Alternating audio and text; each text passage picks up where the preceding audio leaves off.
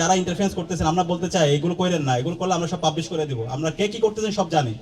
এর পাশাপাশি আমাদের বিশ্ববিদ্যালয় আমরা বারবার বলেছিলাম আমরা ঢাকা বিশ্ববিদ্যালয়কে একটা পূর্ণাঙ্গ একাডেমিক ইনস্টিটিউট হিসেবে বিনির্মাণ করতে চাই, যেটা আমাদের ইশতেহার অন্যতম একটা ইশতেহার ছিল।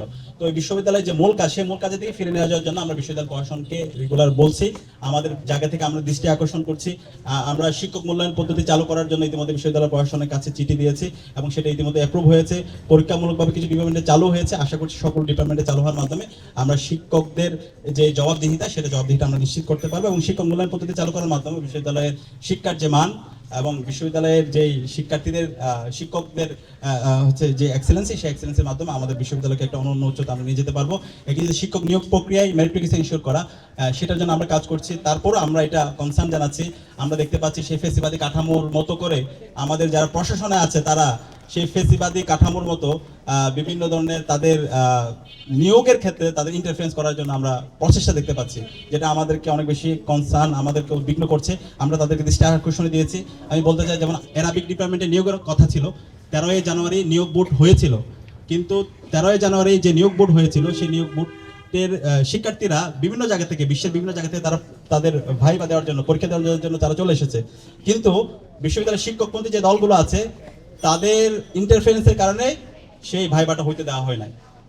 তো এটা এই ধরনের যারা ইন্টারফারেন্স করতেছেন আমরা বলতে চাই এগুলো করেন না, এগুলো করলে আমরা সব পাবলিশ করে দিব। আমরা কে কি করতেছেন সব জানি, আমরা সব স্লাইডের মাধ্যমে এবং হচ্ছে এই ধরনের আমাদের জনসম্মুখে আপনাদের সব কথাগুলো আমরা বলে দিব। আমরা কাউকে তোয়াক্কা করবো না। আমাদের এখানে টার্গেট হচ্ছে মেরিটোরিয়াস ইনশিওর করা।